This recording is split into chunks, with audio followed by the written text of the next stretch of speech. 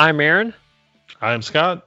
You're listening to the Racer to Racer podcast presented by Race 92. This is one of our special edition Week of Indy podcasts. This episode is going to feature Thiago Medeiros. Yeah, Thiago, maybe some people don't remember Thiago, had a great career as far as before he got into IndyCars. His path through IndyCar was not easy, but, he was a good racer, and he has a really good story, and this is a fun interview. Yeah, and, like Scott said, he had a very successful career. Definitely before IndyCar, he ran an Indy Pro Series, and you want to talk about a dominant season. I mean, he completely just dominated, and I believe that was a 2004 series, right, Scott? Something like that, yeah. It was early 2000s. And won the Indy Pro Series championship and also won the Freedom 100. And, Thiago's just a great guy, like everyone we've interviewed so far, but, he's just a really great guy. He's actually a helicopter pilot now. He talks a lot about that, which is really cool.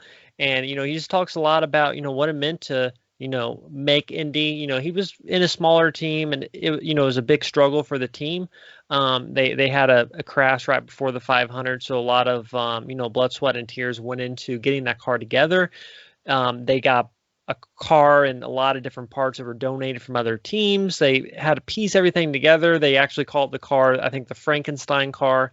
So it was really cool to hear about all of that, and then hear about other different people. He mentioned someone that was a big part of their career that surprised, I know, definitely surprised Scott and surprised me as well, just on the fact that we just didn't really expect it. The person that he does mention was a great guy, so looking back, it definitely doesn't surprise me at all that individual was that instrumental for him.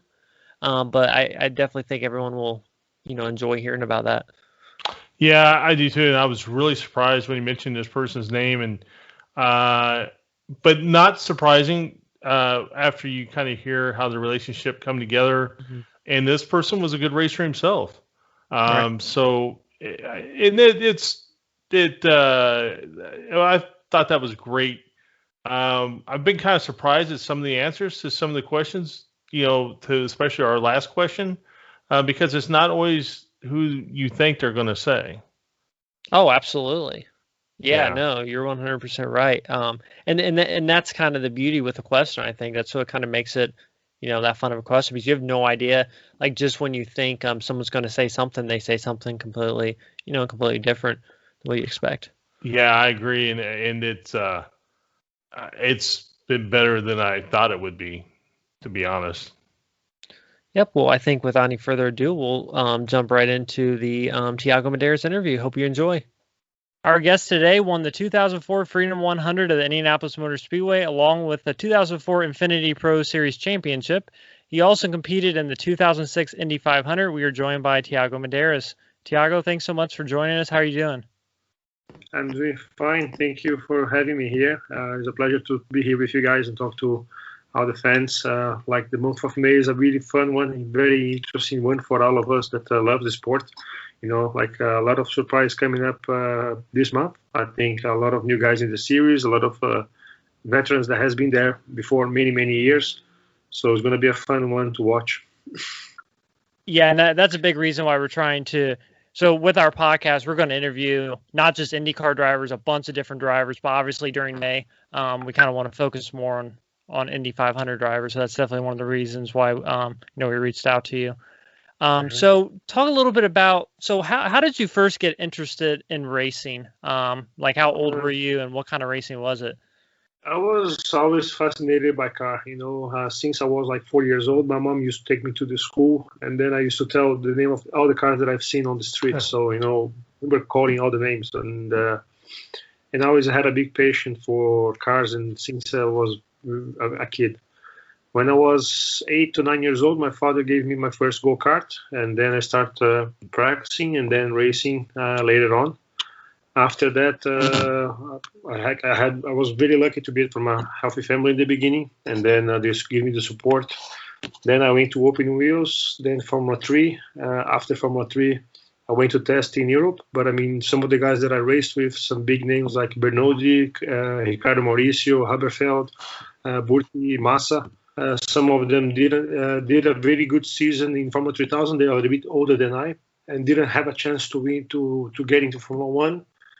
On the other hand, Castroneves, Giaffoni, Meira, Canaan did succeed in the Indy Lights and they had a solid ride in the US. So that was my intuition to not.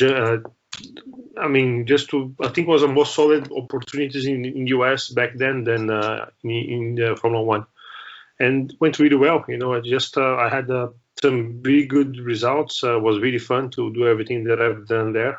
Qualified for the 500, won the Indy Lights Championship, won the Indianapolis Freedom 100 in the Indy Lights, which back then was the Menardi Indy Pro Series, and was just not so lucky because at the same time when I had the deal to be a test driver with Patrick Racing, Thomas Zeng ended up coming from a really big sponsor from Chevrolet, and also the other time that was a problem. And I got to the series. The year that I won was the same year that Danica was joining Rahal Letterman, and she's a great driver. But I mean, Danica saws a lot more than I did, so I think was just the momentum was not the right timing. Right, I think she got a lot of that exposure that year for sure. I think people forgot who won the 500 that year. Yeah, it was kind of this kind of stuff. I mean, but she's a great driver. She did what she deserved. She's American also, so she did it really well. And I kept her as a friend, so yeah, it happens. But I mean, looking back, those are the things that happen and that might affect the good results that I had.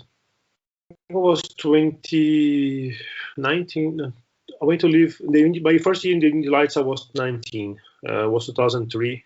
I was born in 82. So I was 19. Go out to the bars in Broad Ripple. I remember that. And back in Indy, so it was fun to. When I joined the series, I was not allowed to go to the bars at the beginning, and then later on, I start racing and get familiar in Indianapolis. Okay. So after that, I completed 21, and then I was allowed to go to the bar. So just to have fun with friends and catch up. So, and a lot of the crews, the mechanics, used to go, and I used to catch up together, and was nice entertainment out of motor racing.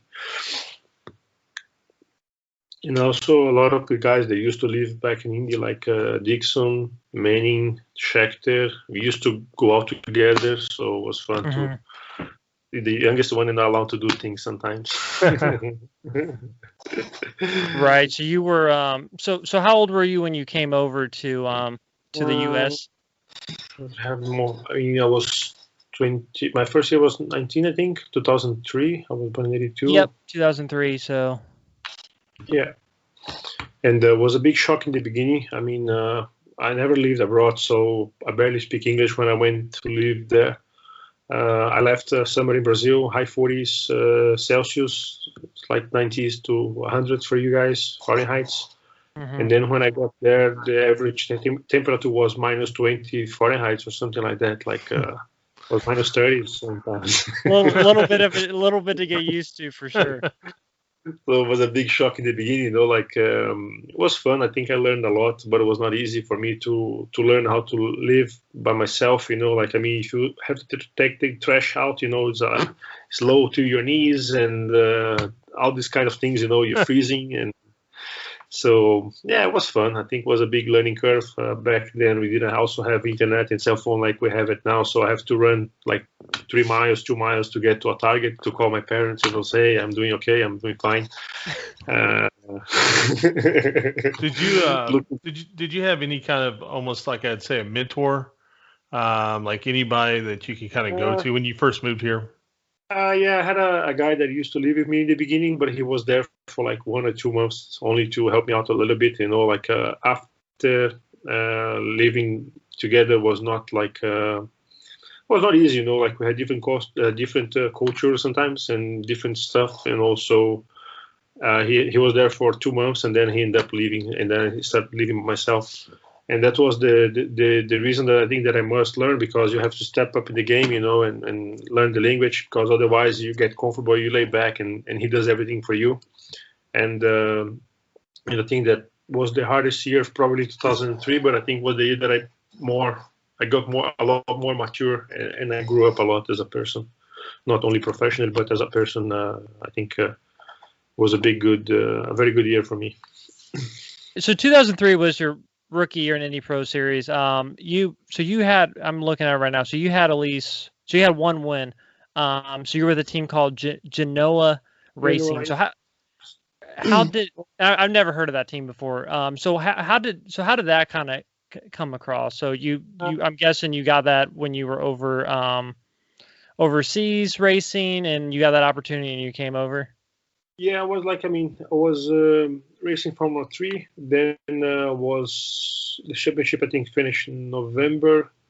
Then December, I think I went to US. Signed up, did a test with I forgot the name of the team. It's Scott that does the two-seater, and another guy I forgot. He used to have a team together. I forgot the name of the team. Oh, the two-seater, Sinden? Yeah, Scott, one of the mechanic guys. Yeah, he was Jeff. I forgot his name. Jeff Sinden. Yes. Yeah, Jeff Sinden. Jeff Sinden and Scott had a team together. So I ran a test with them in Phoenix. I think it was December or January, and Lewandijk also tested with him.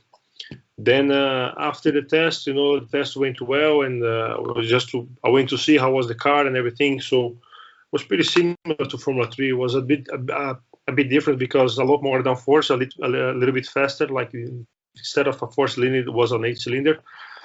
Sequential gearbox was similar, a lot more downforce, and I always liked the high-speed corner. So I think Phoenix was a really fun track because I don't think they have changed much, but I mean still old track and very fun that you can overdrive the car a little bit, and was really fun the test, and it was good. So because I think they just had a car to do a test, and then they were not going to run the next year. But they introduced me to Thomas Knapp, which was the engineer that came for that test, was a hired engineer. And Thomas was doing something with Angelo Farrow, was a guy that from California. He owns a team. Thomas Knapp used to run the team in Indianapolis. And Angelo, his stuff was produce olive oil and some farms and horse race. So it was fun. I mean, they opened the door for me. I'm very thankful for what they done. Thomas Knapp was also a very smart guy, very fast to find the right setup. And we had a good chemistry at the beginning, exchange information and thinking together and going to the same direction was really nice, these kind of things. Then we went for a pre-season test in Homestead, I think 1 week before the opening season. The year after was 2003. And Homestead was the old one, was the flat Homestead. So we started with a pole in my first ever race in ovals. So it was pretty fun. We were quick in the practice, but it was third, fourth. We're quite similar. But when you put the new tires, and I did a good lap in the qualifying, and put me on pole in my first ever oval race. And like I said, Homestead it is a fun track as it is right now, but it's progressive, like 18, 19, and 20, I think. The bank angle changed accordingly now. And back then was the flat Homestead, so I think was a lot more similar than what I was used to. And the wind direction was very tricky sometimes because changed very fast, and also Homestead is open area, winds a lot. So I think I could get more advantage from that, from road circuits and stuff, which I was more familiar. And then the team was great, but we were not the biggest team. I think at the same time, Mark Taylor with Panther was very strong. They were the best team for sure. Ed Carter also was very strong with, I think was with Voigt back then, or yeah. He had his own team. There were some pretty fast. Aaron Fike, I think, that came from Dirt and Silver Crown sprint cars. Yeah, so, yeah. Paul Dana was back then also with Homegan.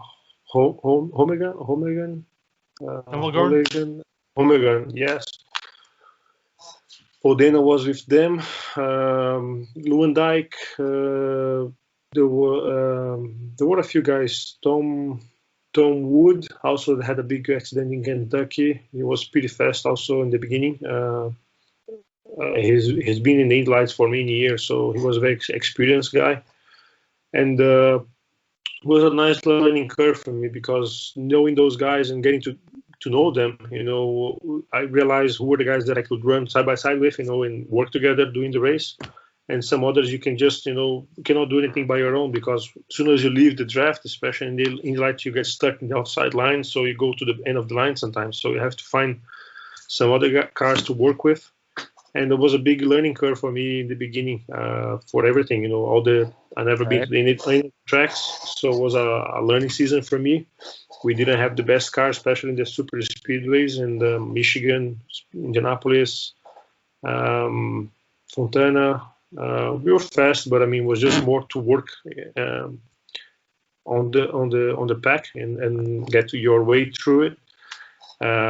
We were developing the car along the season, because we didn't have many tests also during the season. So it was a big learning curve. Like I said, Thomas Knapp came from IndyCars and had a lot of experience. So it was the first year also that he was putting things together. So it was a learning curve for myself and for them to learn about the car. And my second year, I ended up going for Sam Schmidt. I think I also had a big advantage. They were a very strong team. I knew that because they always had the car in the front. We had a test in the end of the season, 2003. Things went well. Then he did a proposal. I didn't have all the money to run with them, so he got some sponsors on his side. I got some sponsors from Brazilian side, and we got the deal together. So I pretty much opened the hands from the whole prize money was kind of his to go into the season for his side. And it was a gamble, but it worked very well for him. And we won 6 of 12 races, 8 pole positions, and we knew the car and knew that the tracks was much easier. And also I got a really good relationship working with his team and Team F, which was my engineer. We also had the same good communication, and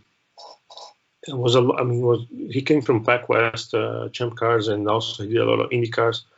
I think he's still running the Schmidt with McLaren now for Indy 500. So he's a really smart guy. I had a good connection with him. Like I said, it was nice to learn a lot from him and do things together. So yeah, that's why I think we did. The word team does not have eyes, so that's why we done everything together.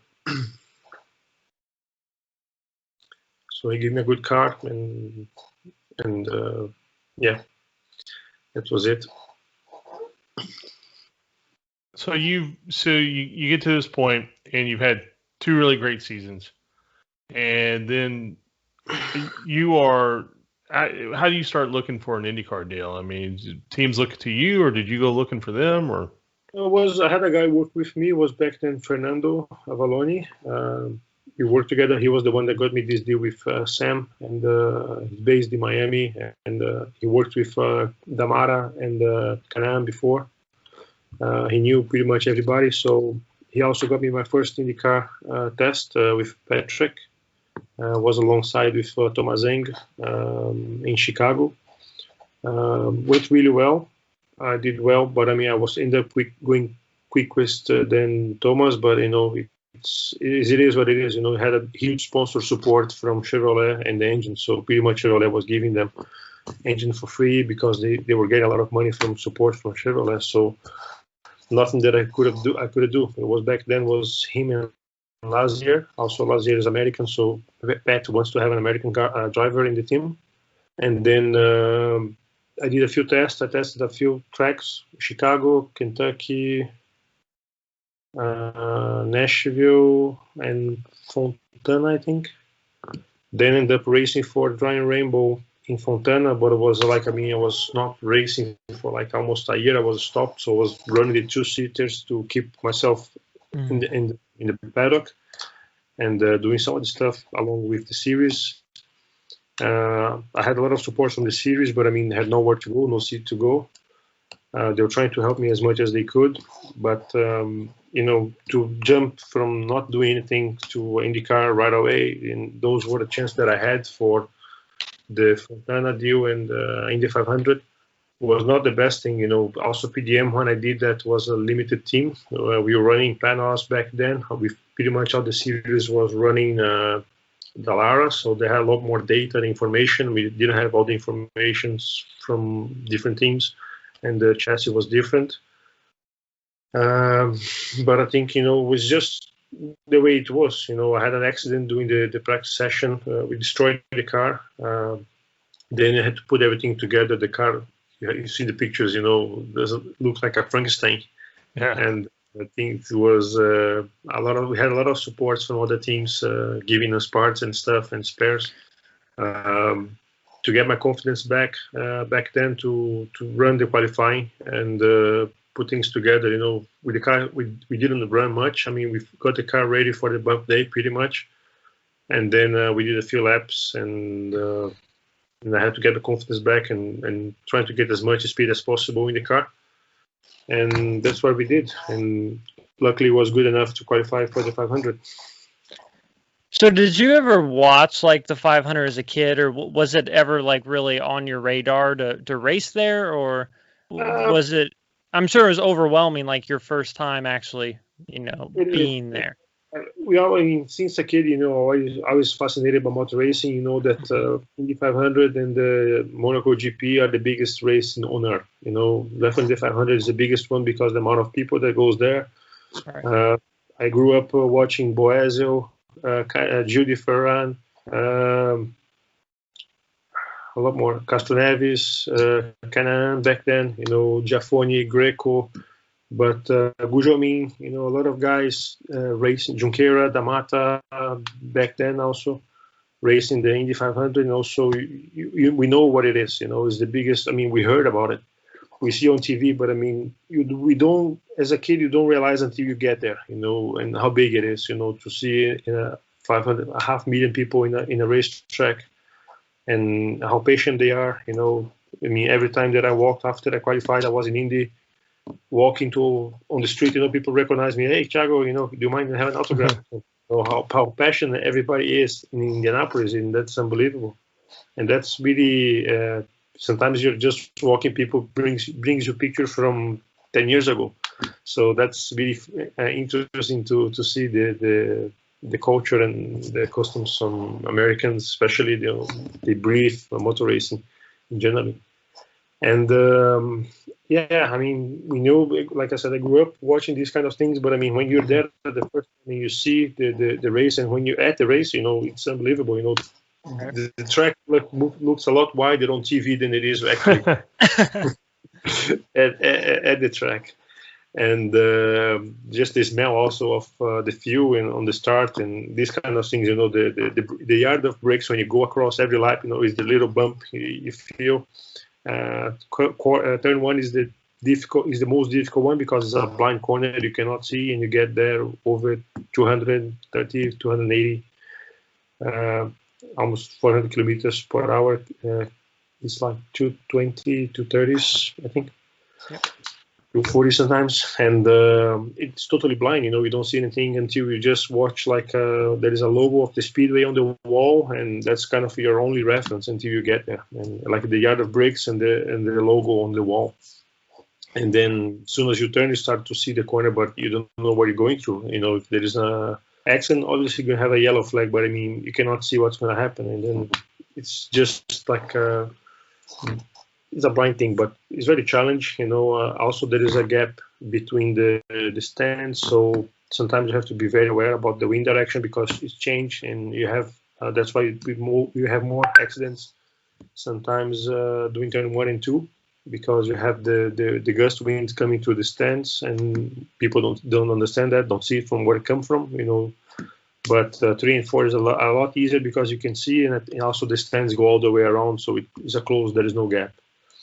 But to be at the track and when you're doing your rookie test, first of all, it's a remarkable day that you can never forget. Like, I mean, you're going to 170, 180s, 190 and over 195, I think is the mandatory. Then you're getting up to speed, you're getting comfortable, and those are days that you can never forget. What do you think the big difference was between driving the Indy Lights cars to driving an Indy car?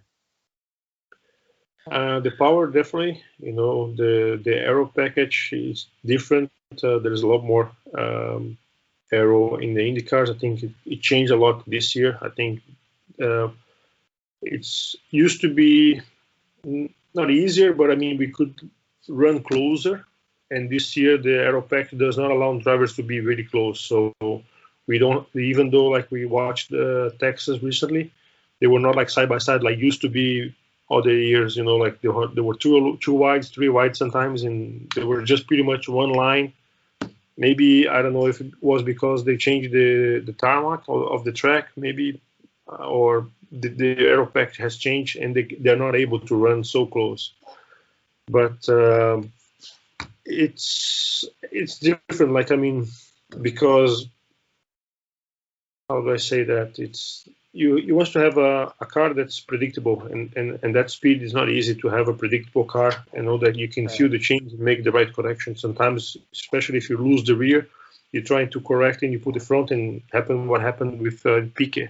He goes straight 90 degrees, and that's the worst way to crash. And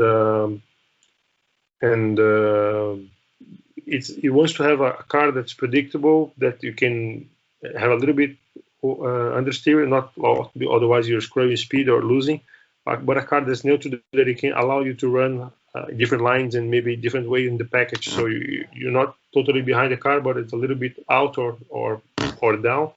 You have a nose clean and you can run closer and make the move in the guys ahead or in the middle of the pack. When you were talking about your go-karts, at what point did you think, I've got the talent to do this? Was it immediately, or was it, did it take you a year or two, or, how quickly was that for you? And I think I was very lucky. I was also talking to a friend recently back here in Brazil, and it happened like we grew up in a very strong go-kart scenario. We used to have like 36 go-karts together, in the national championship, and also I grew up racing against Pisonia, Sperafico brothers, Castro Neves, Canaan, Burti, Bernodi, Massa, Rossoni, a lot of guys, Fabio Carboni, João Paulo de Oliveira also racing now in Japan. So luckily, I think that was definitely the best moment of go-karts here in Brazil ever. Marcos Campos, Julio Campos. We raced together. We grew up racing the toughest one, the difficult guys that were lucky to get to Formula 1 or Indy cars or different series abroad. So we grew up, for us was naturally to push each other, as a go-kart as a kid, but we never expected that we're pushing each other so hard, like Piquet Jr.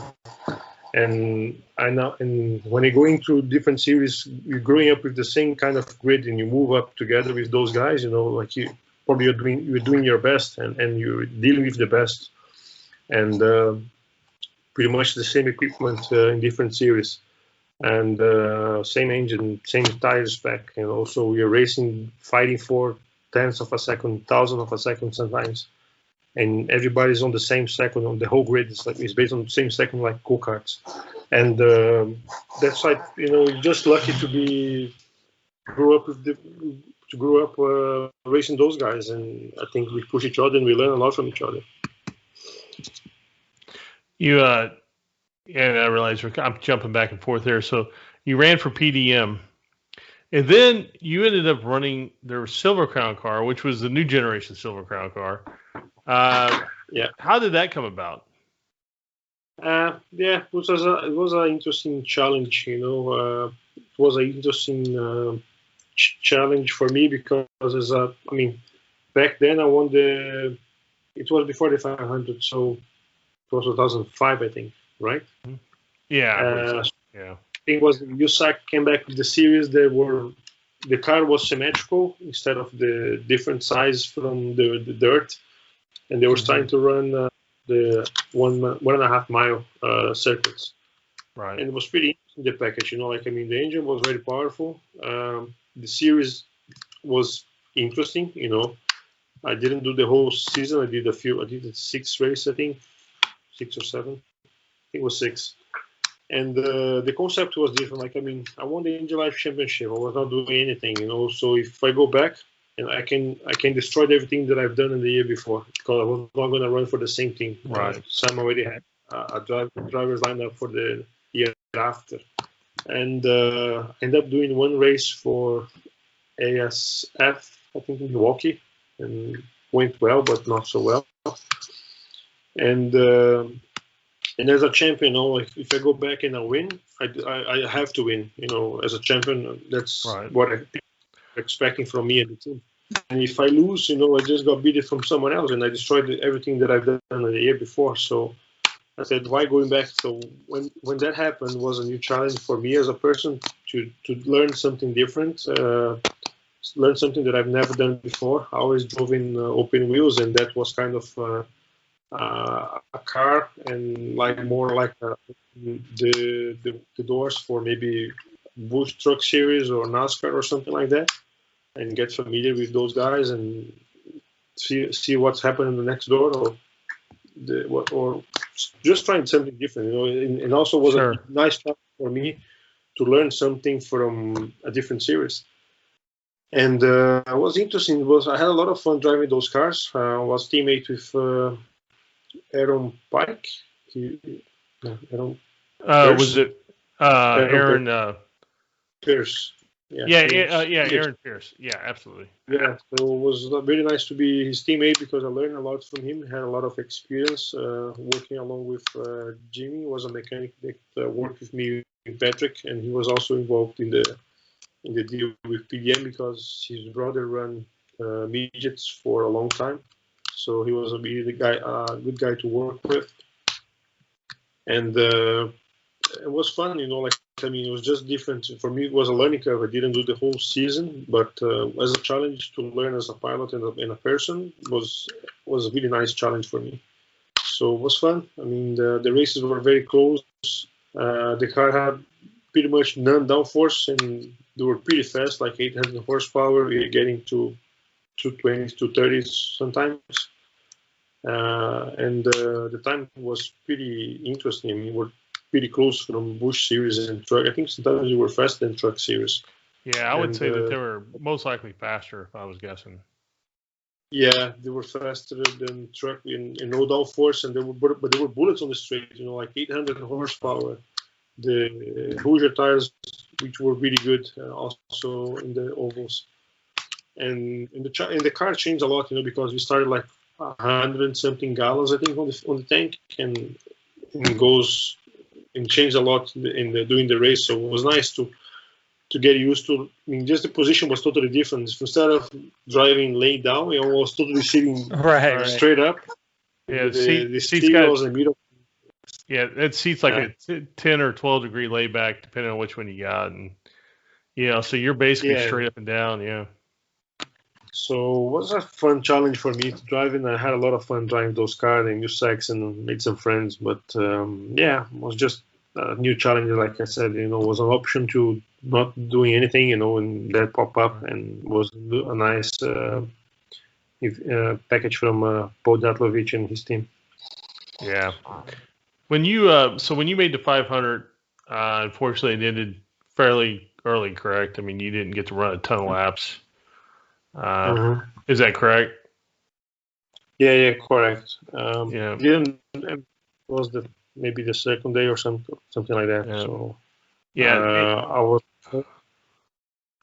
it was just like I mean, the deal happened when I was not also expecting, and it was the guy from the Brazilian TV put a deal together with some other sponsor and gave me the opportunity to be in the 500. Then I mean, I just jumped in the opportunity, but it's kind of these kind of things that happen is the last deals that happened. I mean, not blaming. I think that now you get mature, you get experience, but I mean, wasn't the best opportunity, but it was an opportunity to be there. I think we did the best where we could. I'm very thankful for Datlovich and his crew put all together the hard work they did. But I mean, to do it in a proper way, I would prefer to do it like I did with Patrick. Did a few laps, had a few tests before, a few laps in the car, and then you go for the 500, but not being throw it at 500 in the last minute and then qualify and bump day, which was okay. I mean, we got it there, but could have been done better. Right. So we're talking about the 2006 Indy 500. So I was watching the 2006 bump day on YouTube a couple days ago. And I mean, just, seeing your team. So as we were saying, I think you had a crash on Thursday before qualifying. Right. And so like you said, you guys kind of pieced together the car. They said they were working like 48 hours straight to get it ready. And I think your first time in that car was during qualifying, right? Or did you do practice before that? I think we did 2 or 3 runs before qualifying. Okay. I think we did just to check everything was okay. Like I said, to get my confidence back. Check the car was fast enough to qualify, so we had to trim. I mean, we did a few laps and we had to trim out and like, oh, the car is not fast enough, so let's see what we can do. Then we took downforce off and some other stuff that we could do in the car and like change it mechanically to have a better handle, because it's not only one lap is the average of the 4 laps.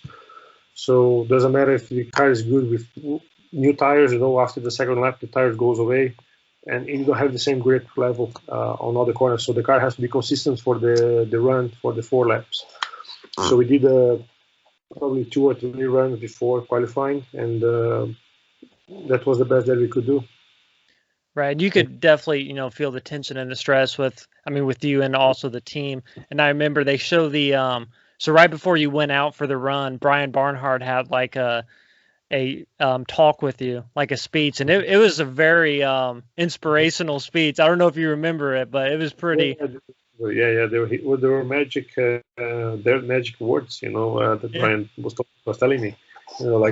This happened, like let it go, wash away, look ahead, focus on what you're gonna do, and we want you to qualify and do your best here, So I said, thanks, there were very strong words, support, and was really nice to have that.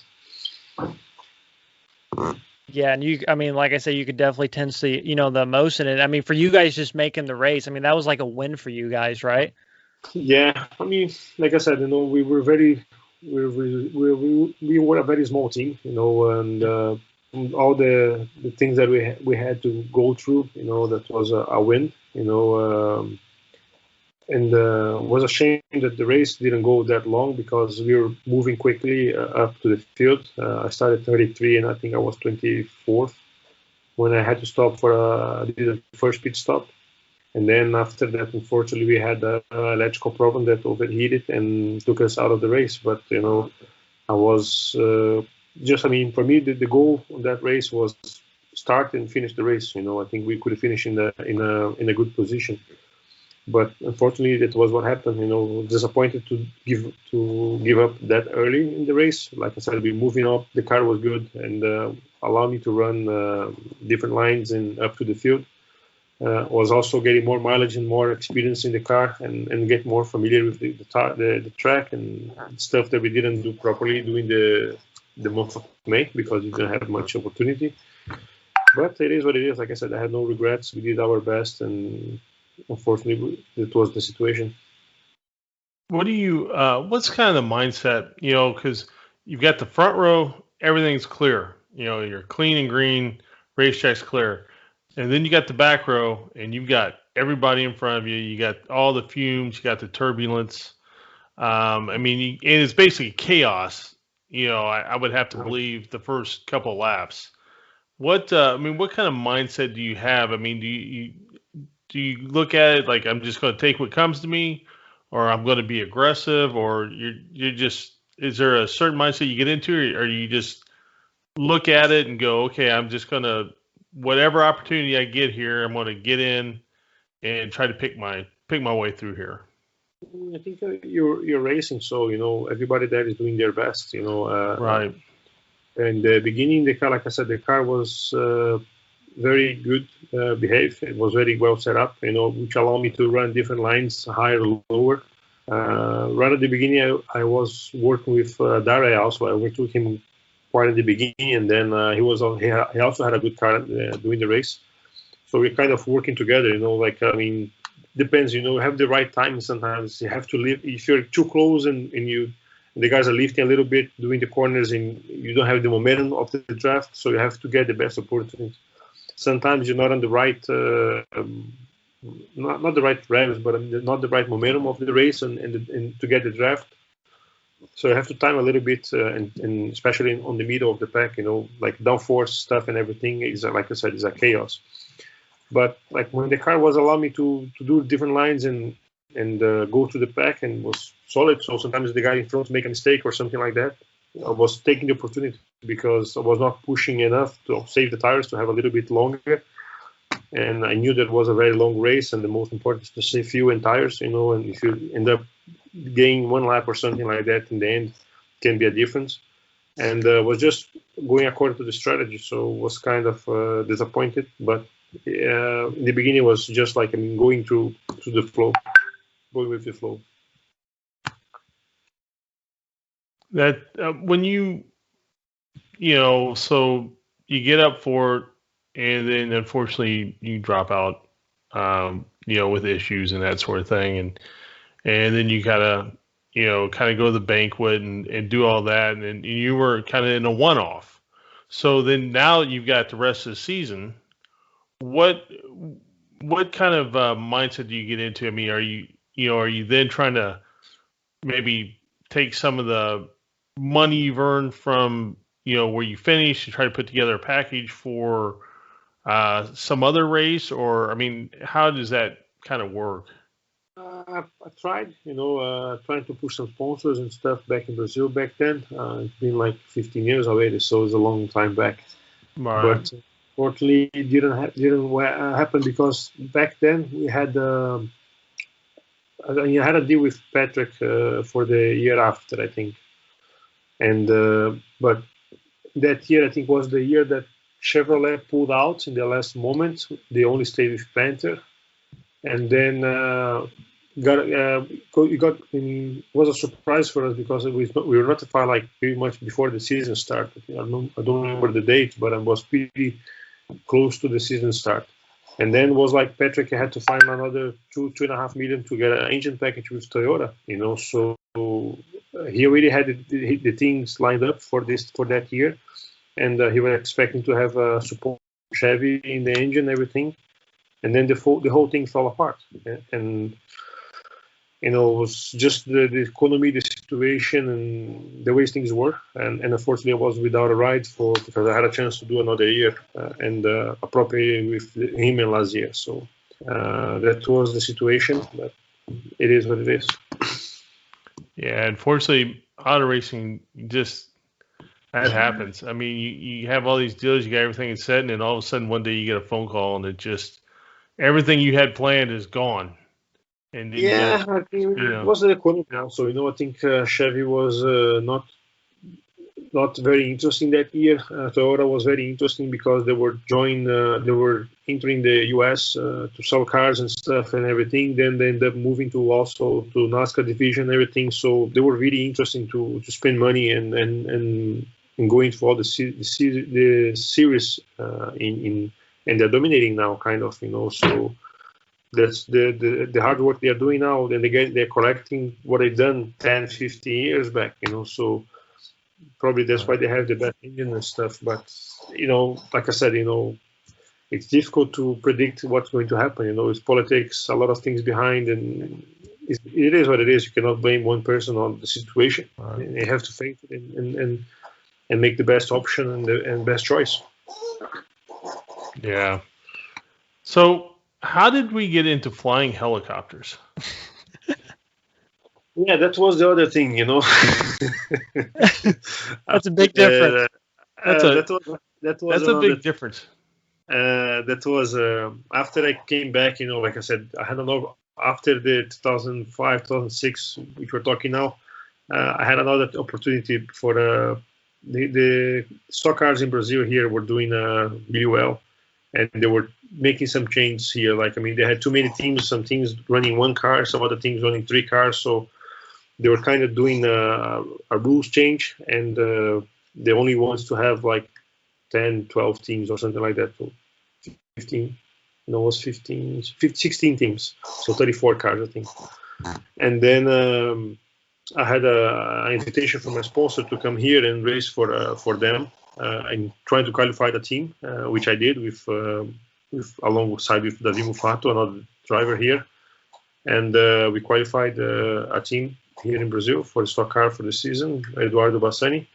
And it was also a learning curve, I mean, for first time for me to come from open wheels to stock cars and stuff was different. We did a good result because like sometimes we had like 50 cars on the grid, and some of them did not start because there was qualifying and only 34, 36 were allowed to start. So it was a fun year, but there was also a small team, and we fight with the same thing, we were half of the pack, but I mean, some tracks when things went well, when you had a good car at the beginning of the test, of the weekend, things went well. But I mean, sometimes you have a car that's very unbalanced, and especially for the long runs. And then I was going to one way, my teammate was a different way, so have to compare the data and information, see what's best for the team. And but it was a fun year. I learned a lot, and then the same thing, I kind of lost my motivation to keep running for small teams and doing these kind of things every year in or year out. I don't know if am I going to drive for next year, what am I going to do and do something different. So I said I would also be fascinated for helicopters and airplanes, so what am I going to do for the next 30 years? And then I have a close friend that I met also in US, and he flies for a big group here in Brazil. He's a pilot also. And then when he was taking his aircraft for maintenance, he said, "Oh, I have to go for maintenance in a different city. You want to come with me?" I said, "Yeah, sure, I'll go with you." So we don't come back by taxi or cab alone. So I go with you. And then he used to pull the aircraft had a dual control. He used to put me on the side and say, "Okay, he take off," and like, "Okay, you fly." I said, "Okay, I don't know how to fly." And I said, no, you're gonna learn. So you're gonna learn how to fly. No. And he was teaching me a little bit, just the reaction and the other things. So that's how I started. And also I used to go out with him a lot and some other friends. They were always talking about aviation and everything. And I said, "Oh, that's interesting." So flying a little bit along with him, Junior, this friend, and talking to some other friends that used to come in and out for going for dinner and stuff and everything, we got together. Then I said, "Oh, I'm fascinated by this," So I ended up going for a club, a school, and I said, "Oh, I want to learn how to fly helicopters." And then that was the thing, I did my theory course. Back then it was 2009. Then I started to do the practical test also alongside it, because you have to do kind of parallel, because amount of hours, I think it was 40 hours. You can check private pilot. Then you can do a few. You have to get the theory done. After you finish the theory, you can fly. Before you finish the theory, you can fly 15 hours the aircraft. But after you finish the course, you have to do kind of parallel. I did private pilot, commercial, and became an instructor. Luckily, I got a very good momentum of the economy here in Brazil. The offshore was very promised for companies here. Back then was 2012. I went to a different city to live abroad from my hometown, but it was a very rich farm cities like Ribeirão Preto, Rio Preto, Franca, and a lot of guys were coming to learn because there was like the boom of the oil companies and stuff, so they were trying to do the same thing which I've done it before. So I was just lucky to be there, and we could fly a lot to teach those guys and accumulate hours, because in the beginning you graduate with 150 hours as commercial pilot, but they're not recognized by insurance company until you get like 1,000 or 500 or something like that, or 1,500. So I start after I did everything back to back, like private pilot, commercial, and instructor. That was the only way that I could accumulate hours quickly. So we're flying 80 to 90 hours a month. I was there for like a year and a half to accumulate hours, and then after I started to when I got experience, I had enough experience for teaching people. And then I started to use my good network contacts, which I've done from the motor racing world, and start to get to know some big companies and stuff, and flying different aircraft. So it works very well. Was very fun. The transitioning, it's just a lot more calm. The motor racing, they have to push to the limit all the time. But it's fascinating as racing. Flying gives you very good mind, spirits, and stuff. I realize doing that, and I have a lot of fun doing that. What do you think was harder to do, to learn how to drive a race car or learn how to fly a helicopter? Race car definitely, because for me it was natural, but I mean to also teach people how to drive and drive fast. Like I said, we grew up racing very good drivers like Pisonia and other stuff. So for me, it was natural, the transitioning from go-karts to data and computers and analyzing data and stuff and everything. So it was much easier for me. But sometimes when you have to explain that to somebody that never seen it before, it's very difficult. Like, you have to brake 10, 15 meters later, and you have to brake harder. So you have to make the graphic to go deeper a little bit down. And then when you accelerate, you make a small minimum speed. But I mean, you can accelerate faster and to press out this kind of feelings that we have it since kid. Like we grew up with guys that never done it before. Like, I mean, when you kind of slide a little bit understeering, oversteering, or you're on the edge, like to get for 1/10 or 2/10 of a second, or 1,000 of a second for the IndyCar sometimes, to find the minimum speed. And to tell some guy that never done it before, so it's totally different. So, and it's just, helicopter is much more predictable and easy to understand. The beginning is difficult because a lot of control that works together, and but as soon as you realize how that works, the cycle control the main rotor, and the collective on the side control the power and the torque, because as soon as you apply power, you have more torque. So the rotor wants to go faster one way, but also the cabin wants to go the opposite way because of the torque. And that's why you have the pedals to control. But I mean, as soon as you understand how those things work together and they interact, it's pretty simple. I mean, it depends of students that never flown before, and some of them can start to hover in a helicopter with 3 hours. Some other people, average maybe takes 10 hours, depends. You have good students, some other students that take a little bit longer to assimilate information, to realize how things work, but everybody can do it. You did some like stunt work in a movie, right? Like you flew. Yeah, recently it's been released this year. I flown with Kevin LaRossa. He's pretty famous in US. He's done a lot of movies before. He also did Top Gun. That's coming up soon. We've flown Cherry. It's a movie that's on Apple TV right now. It's based on it's a book that a guy that has a romance, and then his girlfriend is moving to Canada for university. Then he signed himself for the U.S. Army. Then he goes to the Iraq War. He comes back with a lot of trauma and messed up from the war. Then he get addicted to drugs and stuff, and he becomes a bank robber in U.S. So it's an interesting movie. We did the Iraq aerial shooting in Saudi Arabia.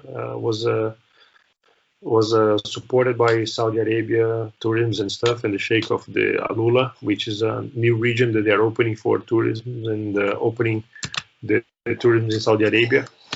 And it was a really nice experience for me to learn to do this kind of thing, because I was working in Dubai. They hired us to do, and Kevin didn't have the license to fly an aircraft that was registered in Dubai, so he didn't have the time to do the license thing, so I ended up flying along with him. So it was really nice to get to know these kind of things, and which I've done it before. Some things in Dubai similar for a season that's called The Astronaut. Also was kind of a TV show that's going out for Dubai TV.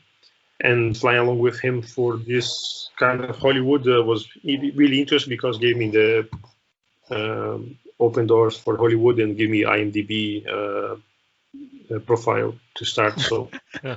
That's cool. I'm sorry. yeah. What was the name of that movie? The veteran. It's called Cherry. It's on Apple TV right now. Also, have a lot of players on YouTube, but it's really interesting to watch. It's Tom Holland and the Russell's brother, the director of the movie. Oh yeah, I see it here. Yeah, that's cool. Getting an IMBD. I mean, you got to start the Indy 500. You got an IMBD. That's pretty cool.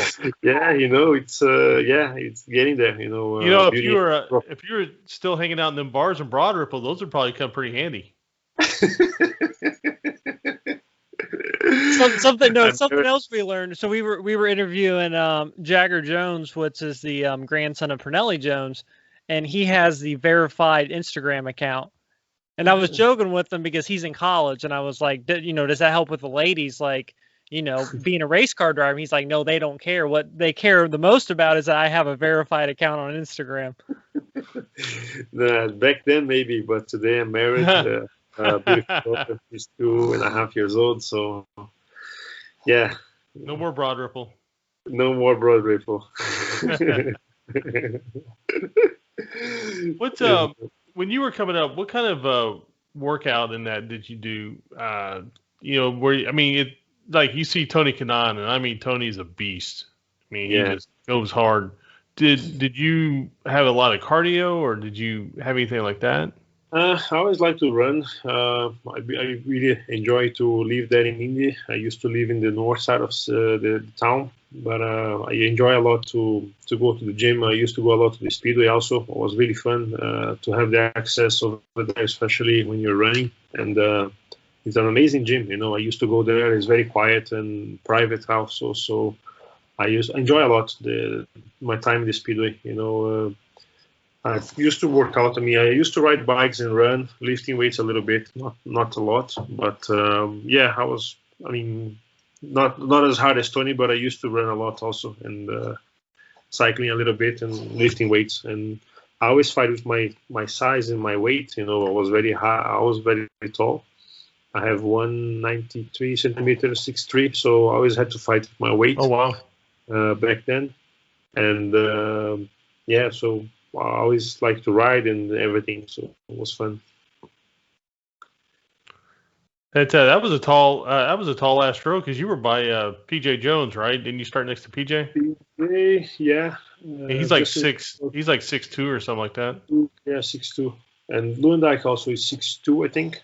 Is he really? I didn't know that. Yeah, he's 6'1". Justin Wilson, unfortunately, passed away, but he was he was high. He was 195, I think, 6'4". There was some pretty tall guys also. Daddy Manning back then was not so tall, but he was 180, 178 or something, 190. So I was talking about this with a couple of buddies a couple of months ago on who the tallest IndyCar driver was. I think it was John Paul Jr. He was like 6'6", right, Scott? I think so. And Chris Neifel was like 6'4". Oh, that's right. Chris Neifel played. He actually played in the Bulls organization before becoming an IndyCar driver. But yeah, there's been some tall guys, a lot taller than you'd think. So did you notice, Thiago, like with the Dallara chassis, the IndyCar chassis, for being a little taller, was it harder for you to get in the car? I know with the new chassis now, they've made it a lot more friendly for taller people.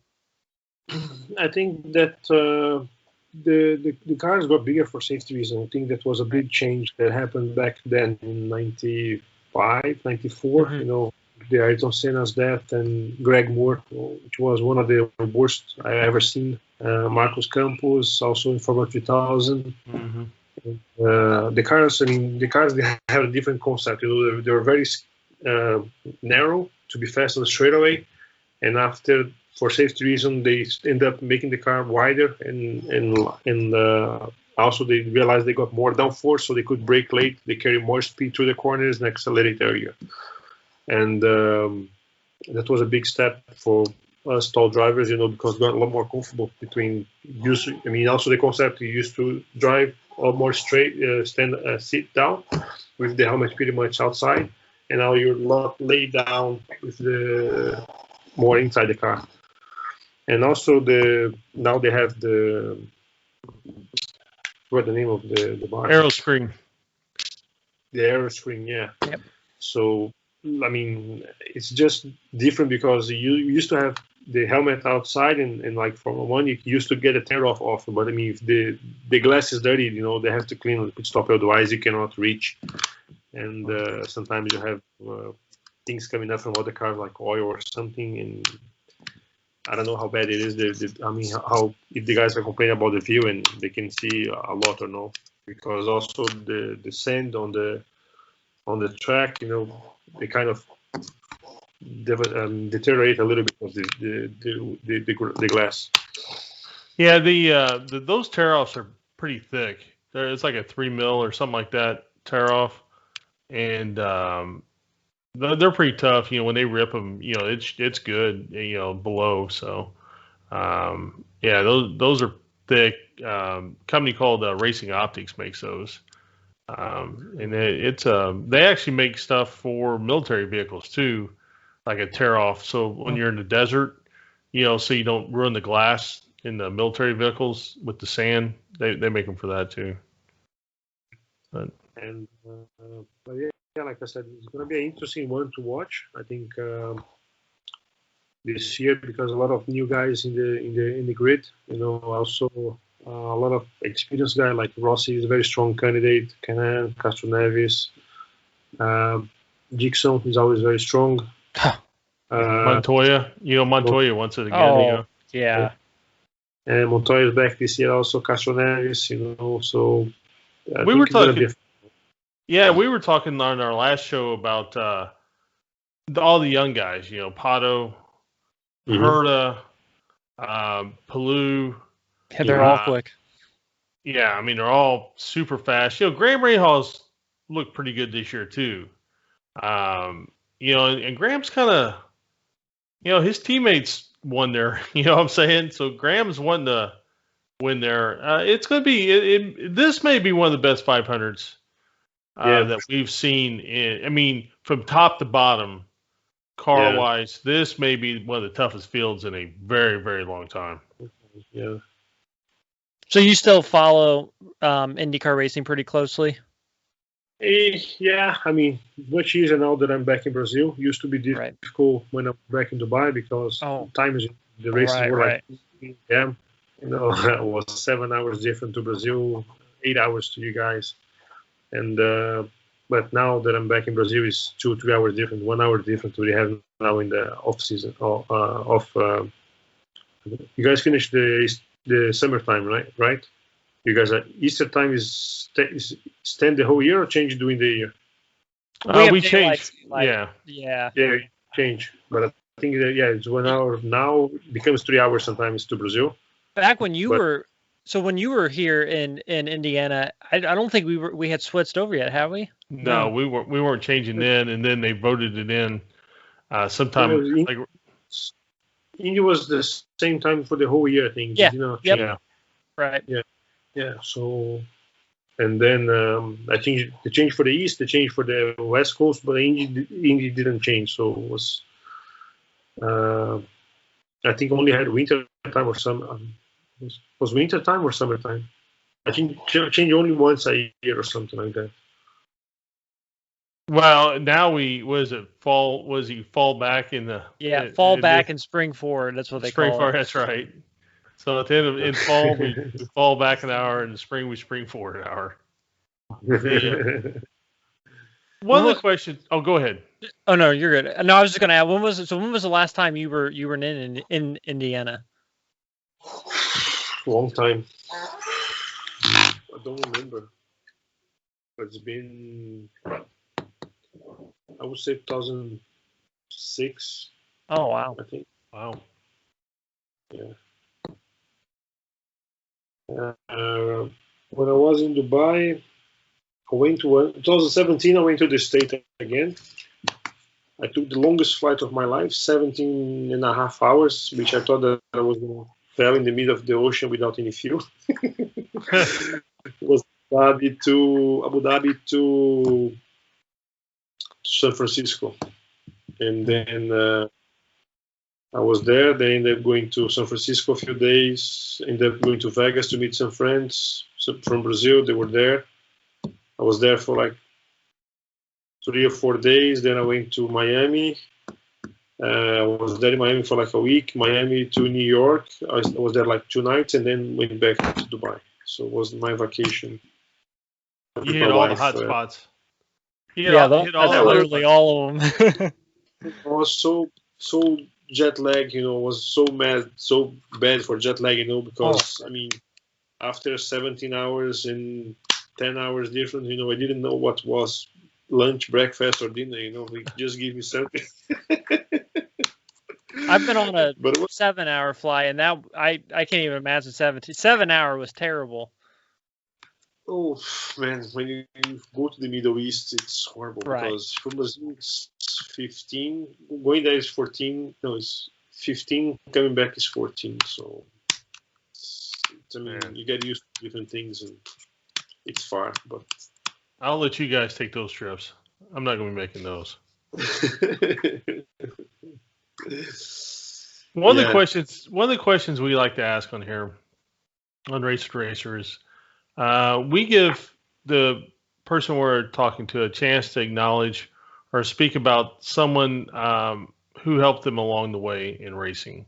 And it could be, obviously it could be a parent, it could be a mechanic, it could be the guy that owned the go-kart shop down the street. Is there anybody that had, that you can point to, just you had this massive influence on you?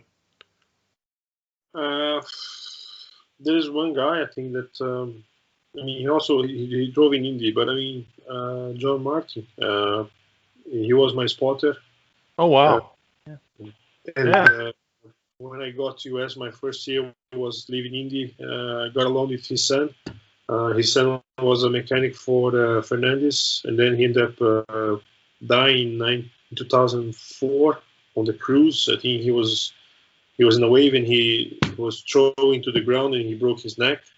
But John and Linda, his wife, treated me as a kid, especially during the winter time in Indy when it was really bad, the winter. They used to take me to California, and that's where I most learned of my English, was hanging out with John and Linda and his family, and little John, his son that passed away, and going out with him in California. So when the winter was really bad in Indy, they used to take me there, and I could stay here, So I was there for like a month with them, hanging out, and that's why I pretty much picked up everything. So they treat me as a son. So I'm very thankful for that, and it was very fun. I stay in touch with them sometimes, with Linda, and John passed away recently last year. Yeah. Yep. Yeah, we knew John a little bit. I didn't know him very well. My dad knew him pretty well. Yeah, he's a good guy. Real good guy.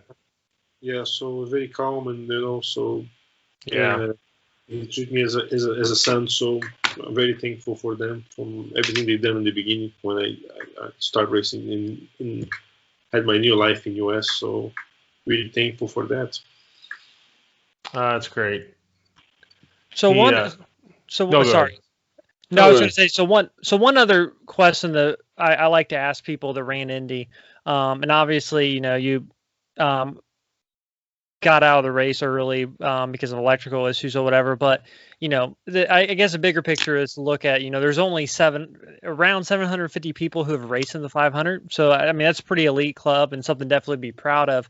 And this is a very open question, but what did running Indy really mean to you? When you think the name Indy, what does it mean?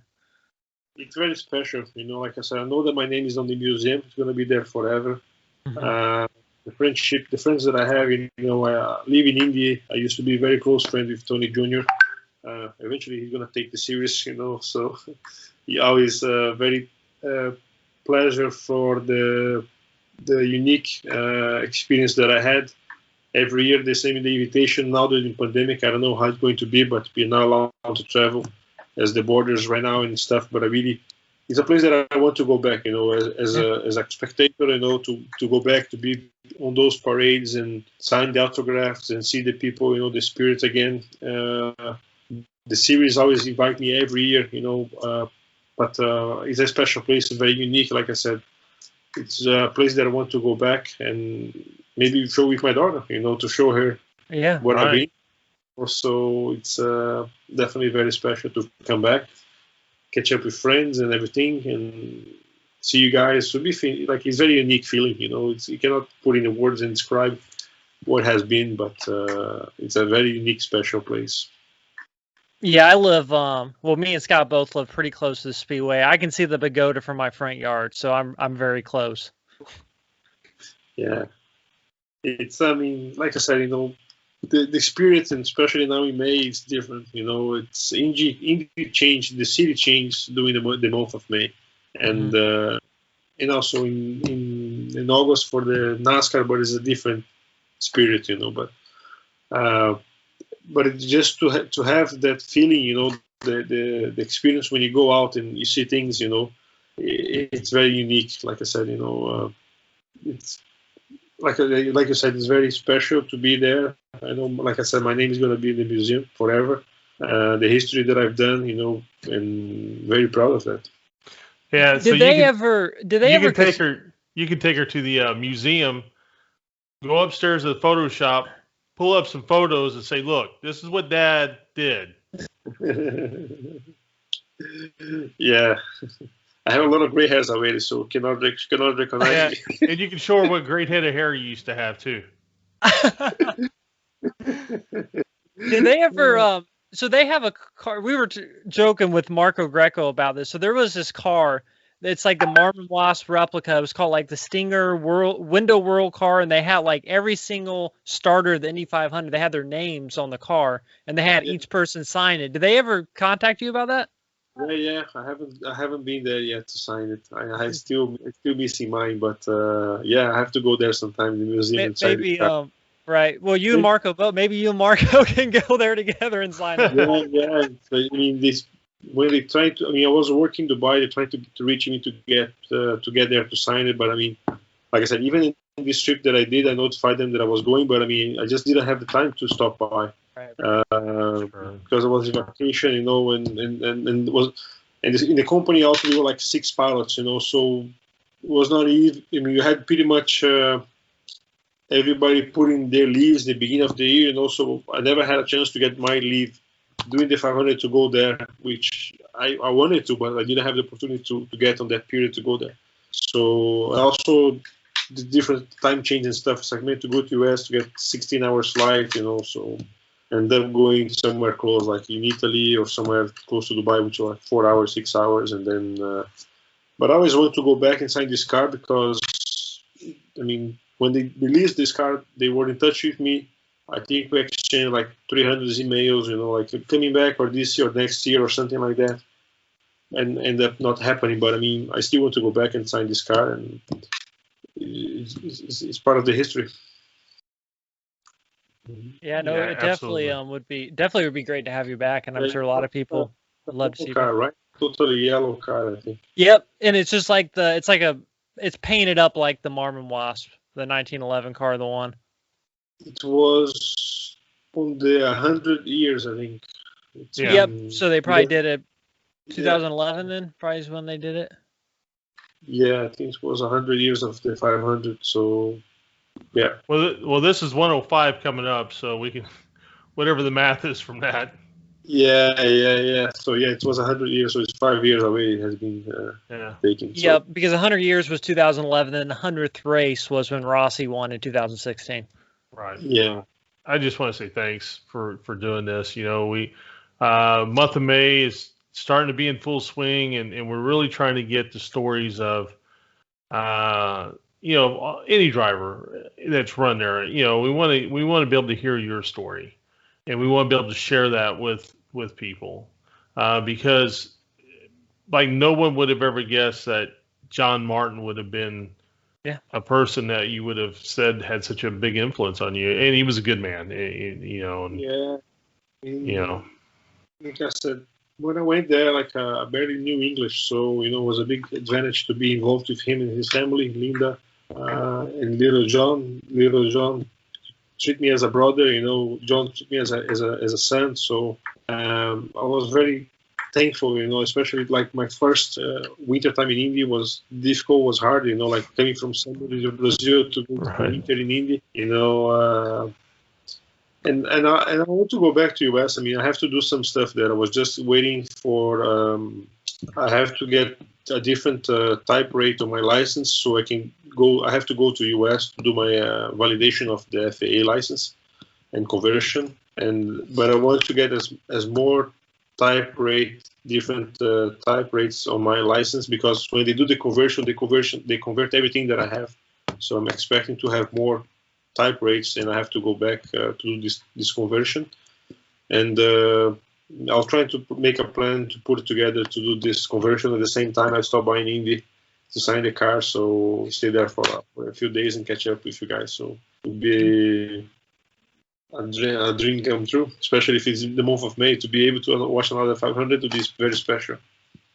And I'm sure it's a lot different for drivers who race in the race and then they come back, years later. I'm sure it's a whole, obviously me or Scott wouldn't know that feeling, but I'm sure that would be a whole different experience, kind of going back and kind of seeing it and just, especially bringing your family. And so did you meet your wife? And so did your wife ever get to experience a 500?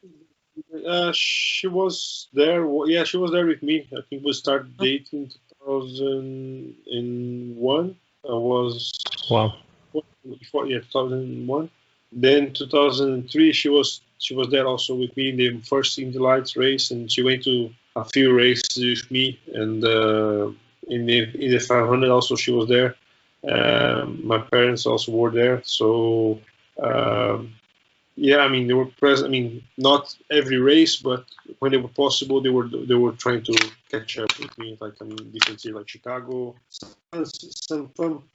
When they had the date available and they were a nice race to go, they wanted to come. So it was interesting to go with them. Like my father we did a nice drive once to Nashville, and then he was to go to check Elvis' place, so we ended up doing a drive there once. So those things, they were with your parents, it's priceless. You can never describe. So. Yeah, I agree. Absolutely. It was a long drive for Indy, but it was fun to go there and just to see how it was, like Elvis City and stuff with my dad, so something that I can never forget. Right. And yeah, looking forward to go back and watch. After this pandemic, things start to free up, like being vaccinated in January back in Dubai. Mm-hmm. Things start to get better. Everybody's take the vaccine. The borders start to open. I think it's important for other countries to have the tourism. And the 500 is not even close to what it was. From previous years. And to have the race sometimes without the public, it doesn't have the same meaning. So. Even though it has the broadcast, but doesn't have the same meaning to have the people over there and sometimes to tell people how fast the cars are in person. It's unbelievable. You can only experience at the track. When you're at the stands or at the pit lane, see the cars going by. It's unbelievable the speed that they're putting at. Yeah, no, you're absolutely right. It is indescribable. You have to see it to understand it. Yeah. One other thing that I remember that was very unique experience was my first time watching the drag race Top Fuel on the start. Man, it was a lifetime experience. I remember that I couldn't breathe. The ground was shaking. And yep. So this kind of thing that I lived, even it's been many years, I still remember the feeling, because you could not breathe because the nitromethane fuel, mm-hmm. and the ground was shaking. Only people that have been there, seen it, know what I'm talking to, but who have never been there cannot describe how amazing it is to see top view started from like 10, 50 meters away. It's unbelievable. You know? Hey, Aaron, how far do you think I live away from Raceway Park? Maybe 8 miles, 10 miles. Yeah, and there are some days when they're testing. Yeah, I can hear it. When they're testing, it sounds like it's just right up the street. It's unbelievable. You know, the wind's just right, and man, those things, it is, like you said, indescribable until you see one in person. Right. It's really funny though, because we have an app in our neighborhood called Next Door Neighbor or whatever, and people get on there during May and they say, "What is all this noise that we're hearing coming from the track?" And they live in Speedway, so it's pretty humorous at times. Yeah, but I mean, to see honestly top view starting from in person from that close, man, I never experienced anything like that. You know, it's such an unbelievable thing. You know, the amount of horsepower and how fast those guys also rebuild the engine. Like 45 minutes, they rebuild the whole engine. You know, yeah, right. So. And it's unbelievable to watch these kind of things. And like I said, it's definitely some experience that wants to go back and do it again because it's worth it, you know. Well, Thiago, thank you so much again. Really do appreciate it. I appreciate you guys. You know, it's really fun to talk to you. And anything, guys, let me know if you guys need anything. It's a pleasure. You know, it's always very interesting to talk about a subject that you're very passionate, you know. Oh, right. So it's fun to also to be able to be here with you guys, telling my side of the story and what happened, you know, after many years. And it's fun, you know, just to exchange information. It's over, you know. I'm doing different things right now, but like I said, you cannot blame, you know, for the situation or the politics or what. You have to face it and make the best decision and the best option. Let me ask you this: do you ever dream about racing? Not to say that it's you can forget is a page turn. It's a lie, you know. Like, I mean, definitely I miss the good cars and the good teams and the good people that I met. Some races, like I said, you know, sometimes you have a car is a never-ended race, you know, that wants to end it. But I mean, to tell that it's just a page turn, it's a lie, you know. So really miss the good cars and the good races, you know. So in all series, you know, you cannot say only one or two. Like I said, you know, I wish I mean, for IndyCars, I would say that it was more fun the tests maybe than the races, but it's a very unique thing, you know, very great achievements that I did, and I can never forget that, you know. Like it is what it is. I've talked to some drivers who, you know, are retired, you know, not racing more, and a few of them will tell me, you know, yeah, I still at night I'll have a dream about racing, about driving still, you know. It's, you know, it's just like everything else, right? You know, it's just something that's in your memory and it gets pulled up and somehow you're dreaming about it. But yeah, when I was younger, I think I used to do a lot more things, you know, even though traveling here by myself or stuff, you know, like, I mean, going to the roads fast. But nowadays, you know, it's radar everywhere or something like that, so speeding, you know, it's complicated. But I mean, going back like 10 years, you know, didn't have as many radars anywhere or speed tickets or something like that, so it was a lot more fun. But I mean, it's just for us was natural thing, you know. Like sometimes for us drivers driving faster, you know, sometimes it's just natural for us, but for other people it's very annoying, you know. Like, I mean, they're not used to have the G-forces or stuff, and you know, especially when you're going for a mountain road and everything. So sometimes it was fun to do this kind of stuff, but it's not proper because not on the proper inside the track, you know. But you know, we have to be examples and stuff and see what we are and what we achieved, you know. And in life is very delicate, you know. We see that, you know, some accident happens, you know, for nothing, no reason, you know. Sometimes you're just thinking, oh, I'm doing on the wrong place. So I always keep that in mind, and the problem is not us, but someone else, or unexpected things. Maybe it's a horse crossing the road, or deer, or something like that. So you never know. Yeah, Marco was telling us that he had a cousin he looked up to and he admired, and he was a great motorcycle racer and that sort of thing. And but he liked to, showboat on the streets as well. And he said that he got killed in the streets, basically showboating, playing around. And Marco had left a huge impact on him. Like, yeah, that's not good, and that had a large impact on his life. I think also what changed a lot my mind is the aviation, the industry and everything. So it's always the safety is the priority, Sure.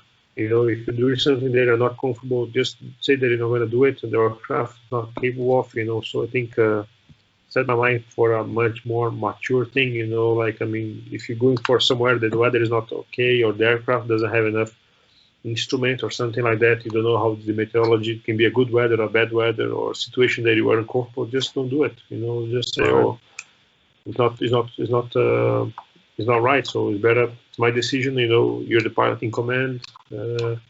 Sometimes it's not good to say no, but it's for the safety, and you have to do this kind of thing. So I think I changed a lot.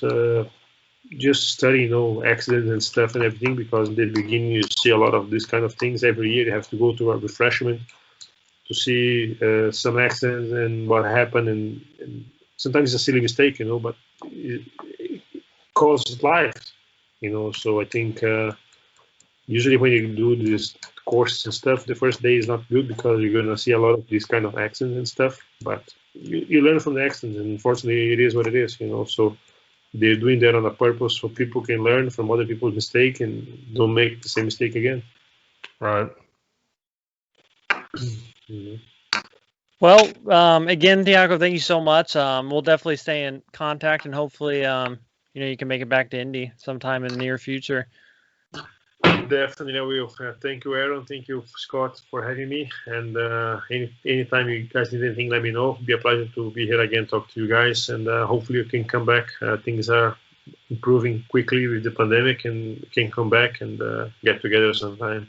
Yeah, absolutely. It'd be my pleasure to meet you and get to talk to you for a little bit. Appreciate it. Thank you very much, guys. Yep. Take care. Thank you. Bye. Bye-bye.